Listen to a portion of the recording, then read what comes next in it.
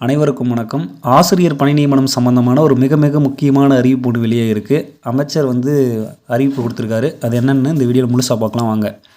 இம்மாத இறுதிக்குள் 3000 ஆசிரியர்களுக்கு பணி நியமனம். தமிழகத்தில் அரசு பள்ளிகளில் தனியார் பள்ளிகளுக்கு இணையான கல்வித்தரத்தை வழங்க தமிழக அரசு பல்வேறு முயற்சிகளை மேற்கொண்டு வருகிறது. இந்த வகையில் காலிப்பணியிடங்களை நிரப்ப தமிழக அரசு உத்தேசித்துள்ளது. இதனைத் தொடர்ந்து அரசு பள்ளிகளில் 10,000க்கும் மேற்பட்ட காலி இடங்கள் உள்ளதாக தகவல் வெளியாகியுள்ளது. இதில் 5,786 இடைநிலை ஆசிரியர் பணியிடங்கள், 2,000 முதுநிலை பட்டதாரி ஆசிரியர் பணியிடங்கள் மற்றும் 2,600க்கும் மேற்பட்ட பட்டதாரி ஆசிரியர் பணியிடங்கள் உள்ளன. மாணவர்களுடைய கல்வியில் எந்தவித பாதிப்பும் ஏற்படக்கூடாது என்பதை கருத்தில் கொண்டு 2026ஆம் ஆண்டுக்குள் காலி பணியிடங்கள் அனைத்தும் நிரப்பப்படும் என அமைச்சர் தெரிவித்துள்ளார்.